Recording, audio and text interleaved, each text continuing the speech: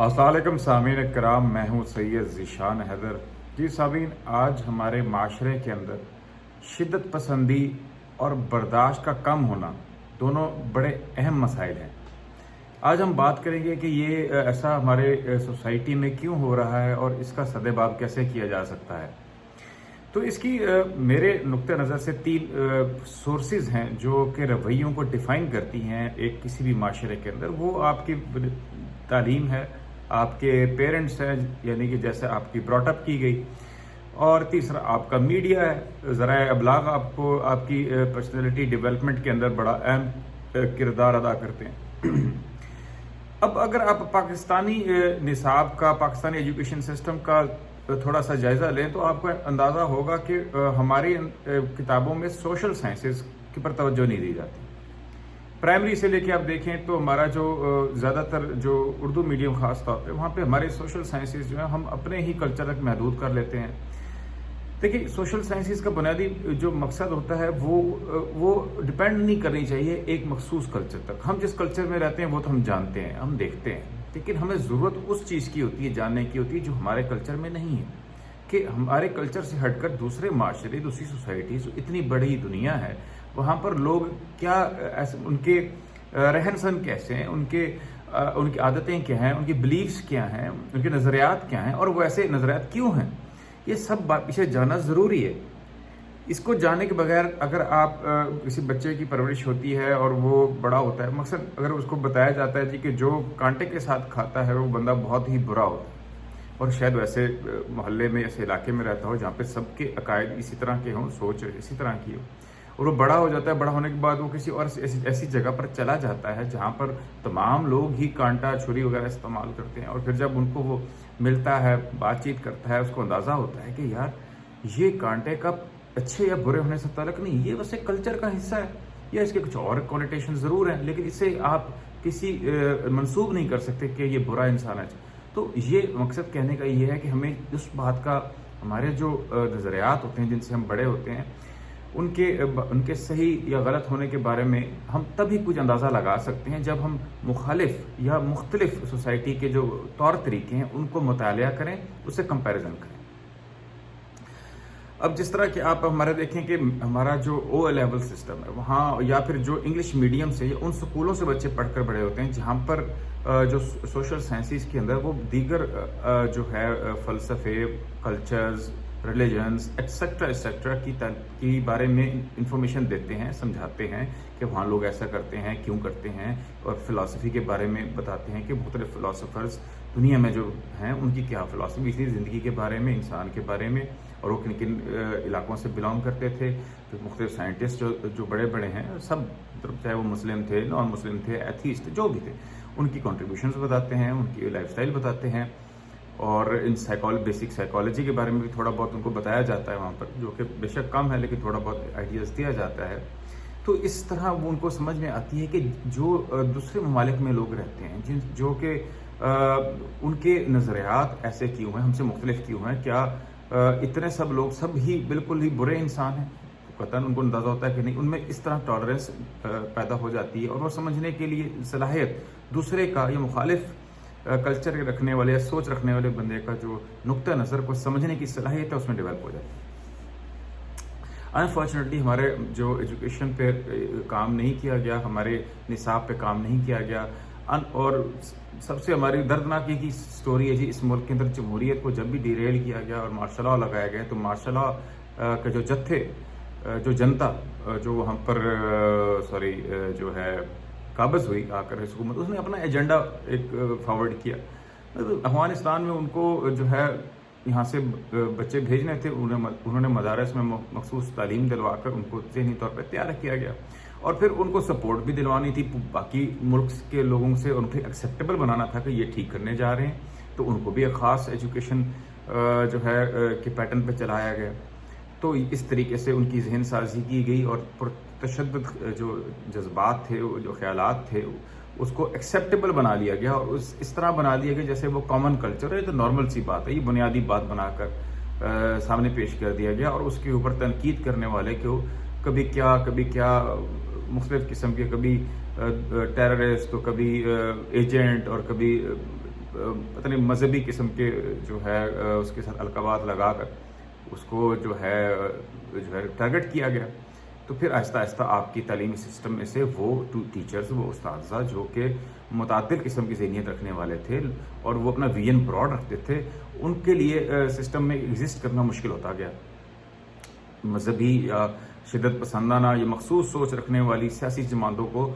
تعلیمی اداروں کے اندر انکلکیٹ کیا گیا، سپورٹ کیا گیا، اور انہوں نے جا کر وہ اپنا وہاں پر جو کچھ کیا آپ کے سامنے ہے. یہاں تک کہ ہمارے محترم وزیر اعظم خود ان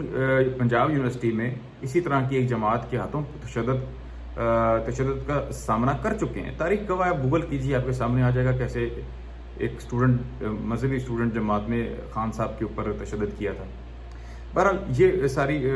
چیزیں جو ہیں وہ ڈیفینیٹلی جب ایجوکیشن سسٹم کو آپ براڈ نہیں کرتے، اس کے اندر بچوں کو آپ ویژن نہیں براڈ کرتے، تب تک وہ کہہ سکتے ہیں کہ گھڑے کے مینڈک بن کے رہ جاتے ہیں. میں خود اپنا آپ کے ساتھ کیا شیئر کروں کہ میں اپنے آپ کو بڑا ارسطو سمجھتا تھا اور بہت جو ہے نا ذہین سمجھتا تھا اور سمجھتا تھا کہ تمام فلسفی مجھے سمجھ آتی. پھر جب میں نے اکیڈیمکلی سوشل سائنسز کا فلسفی کا مطالعہ شروع کیا اور دنیا کی بہترین جو یونیورسٹیز ہیں وہاں جا کر تعلیم حاصل کرنے کا موقع ملا، تو میرے نظریات مجھے اندازہ ہوا کہ میں کتنا کم عقل ہوں یا کتنی کم علم ہے میرے پاس، اور جو چیزیں میں وہ سمجھتا تھا کہ بہت اوریجنل تھاٹ ہے، نئی چیزیں میں لے کر آیا ہوں، وہ آج سے کئی سو سال پہلے لوگوں نے اس پہ تحقیق کر کے لکھ کے ریجیکٹ یا ایکسیپٹ کر چکے ہیں. اس سے اندازہ، اور اس وجہ سے مجھے ان معاشروں کے ان لوگوں کی قدر کا، ان کی منزلت کا احساس ہوا، اور ان کو میں تعصب کی اینک اتار کر دیکھنا شروع کیا. میں تو اس کے اندر سولوشن آپ دیکھ لیں کہ کیا ہو سکتا ہے کہ اس کے اندر یہ ہے کہ آپ کے ایجوکیشن سسٹم کو آپ کو تھوڑا سا وسیع کرنا پڑے گا. اس کے اندر جو ہے وہ آپ کو مختلف جو سوسائٹیز ہیں، مختلف لوگ ہیں، ان کے ادوار، اور دوسرا ان کا آنا جانا، آپس میں کوآپریشن آپ کو بڑھانی پڑے گی. باہر کے اساتذہ آ کر یہاں تعلیم دیں، یہاں کے اساتذہ وہاں جا کر تعلیم دیں، کچھ سیکھیں، اسٹوڈنٹس ایکسچینج پروگرامز وغیرہ، یہ بڑی اچھی مثبت چیز ہیں. تو اس طرح سے جب تک آپ ایجوکیشن سسٹم میں میجر ریفارمز نہیں کرتے، میجر ریفارمز، خاص طور پر وہ سکولز جہاں پر جو ہے آپ کے پاس ماڈرن تعلیم اور سوشل سائنسز نہیں ہیں. پھر دوسری چیز یہ ہے کہ آپ ہائر ایجوکیشن میں بھی دیکھ لیجئے کہ آپ سوشل سائنسز کو سیریس ہی نہیں لیتے. جو بچہ باقی انجینئرنگ، میڈیکل وغیرہ وغیرہ سے ناکام ہوتا ہے، وہ سوشل سائنسز کو کرتا ہے تاکہ جو ہے وہ بس ڈگری اس کے پاس آ جائے. تو یہ ظلم اور زیادتی کی بات ہے. معاشرے جو ہوتے ہیں وہ سوشل سائنٹسٹ ڈیفائن کرتے ہیں. آپ دیکھیں جن ممالک نے اس کے اندر سوسائٹی بڑی ٹالرنٹ ہے اور انہوں نے بڑا روبسٹ ہے اور بڑا انہوں نے رائٹس پہ کام کیا ہے اور ترقی کی ہے، جنہیں مہذب معاشرے کہتے ہیں، ان کے اندر سوشل سائنٹسٹ کی بہت عزت ہے اور بڑی عزت کی نگاہ سے دیکھا جاتا ہے. وہاں کے سوشل سائنٹسٹ جو یونیورسٹیز کے اندر ریسرچ کرتے ہیں، وہاں سے ان کی سرکار پالیسیز بناتی ہے. تو یہاں کام الٹا ہوتا رہا کہ یہاں پر پالیسی ایک صاحب بنا دیا کرتے تھے یا 3-4 لوگ مل کے بناتے تھے، اور وہ پھر پورے ایجوکیشن سسٹم پہ امپلیمنٹ کر دی جاتی تھی. یہ سب کوئی تاریخ کا حصہ ہے انفارچونیٹلی. تو ابھی بھی وقت ہے کہ ہم اس کو ایجوکیشن سسٹم کو ریوائیو کریں اور اس کو جو ہے اس کا قبلہ درست کریں. دوسرا جی گھر سے، جیسے میں نے عرض کیا کہ گھر سے پیرنٹس تعلیم دیتے ہیں، رویے بناتے ہیں بچوں کے. اس کی بھی تھوڑی سی آپ سمجھ لیں کہ کوئی بھی ماں باپ اپنے بچوں کو غلط تعلیم دینا یا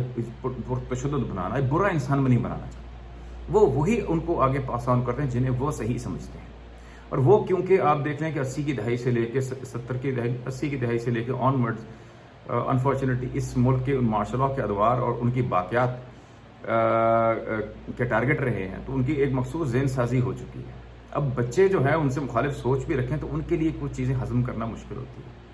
اس زمانے کے اندر ایک آپ کا ٹی وی چینل ہوتا تھا، اخباروں پر آپ کی بہت زبردست سینسرشپ ہوتی تھی. تو ایسی صورتحال میں جو قوم بڑھی، جو پروان چڑھی، وہ ہمارے بزرگوں میں آپ دیکھا جا سکتا ہے کہ ان کے رویے آج کے نوجوانوں سے زیادہ پرتشدد ہے. تو یہ ایک بڑی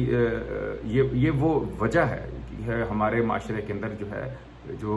برداشت کم ہوا اور پھر ہم نے جو ہے وہ ٹالرنس نہیں رہی، اور اس کا ہم آج جو ہے وہ فصل کاٹ رہے ہیں جو ہمیں پچھلے 30-40 سال میں بوئی گئی. دوسری طرف میڈیا کا کردار بھی میں بہت اہم سمجھتا ہوں. جیسا کہ میں پہلے عرض کر چکا ہوں کہ میڈیا کے اوپر جو پابندیاں تھیں، آج کا جو ملینین ہے وہ بچہ جو 2000 کے بعد پیدا ہوئے ہیں وہ سمجھ بھی نہیں سکتے، وہ اندازہ نہیں لگا سکتے کہ کس قدر گھٹن تھی 80 کی دہائی میں، 90 کی دہائی میں، وہاں پر کس طرح سے آپ کے میڈیا کا گلا گھونٹا جاتا تھا، مختلف بڑے بڑے جو صحافیوں کو اٹھا لیا گیا، اور ہماری جمہوری جو حکومتیں ہیں انہوں نے بھی جو ہے مارشل لا ادوار سے کم تنگ نظری کا مظاہرہ نہیں کیا، لیکن یہ ایک فلسفہ ہے کہ ان کو بھی ایک حد تک آزادی دی گئی اور ان کو بھی کنٹرول کیا جاتا تھا۔ یہ آج کل کی جیسے ہاٹ بحث ہے جس کے اندر دو سیاسی جو جماعتیں ہیں ان میں یہ بحث چلتی ہے کہ ہمیں سیاسی آزادی چاہیے، اور پھر میڈیا والے کہتے ہیں ہمیں فریڈم آف ایکسپریشن چاہیے۔ بہرحال تو اس میں سولوشن کیا ہے؟ جو کچھ ہوتا آیا، جو کچھ ہو رہا ہے وہ ایک سیپریٹ ٹاپک ہے، اس پہ ہم بات نہیں کریں گے۔ آج ہم سولوشن کی بات، سولوشن یہی ہے جی کہ جب تک آپ کسی کا نظریہ سننے کو تیار نہیں تو آپ کیسے ایکسپیکٹ کرتے ہیں کہ آپ کا نظریہ کوئی سنے گا؟ اگر آپ پاکستان میں بیٹھ کر اپنے کلچر کے اوپر تنقید سمجھ لیں، یا کسی قسم کا کمنٹ سمجھ لیں، یا آبزرویشن سمجھ لیں، ضروری نہیں کہ منفی ہو، کوئی بھی، اس پر آپ فلیئر اپ ہو جاتے ہیں، تو پھر آپ کے جو اچھے نظریات ہیں جو آپ سمجھتے ہیں ان کو کوئی جو ہے انٹرٹین کیوں کرے؟ اگر آپ اپنی دعوت دینا چاہتے ہیں تو کسی کی دعوت آپ کو قبول کرنی پڑے گی۔ یہ نہیں ہو سکتا کہ صرف دنیا آپ ہی کی بات سنے اور آپ ہی کو صحیح کہے اور ان کے اوپر آپ سینسرز لگاتے جائیں، ان کے آپ چینلز بند کر دیں، آپ ان کے بارے میں جو ہے کیا کہتے ہیں ان کی جو باتیں ہیں ان کے اوپر تنقید کرتے رہیں، کانوں میں انگلیاں ڈالیں۔ انفرادی لیول پہ میں بات کر رہا ہوں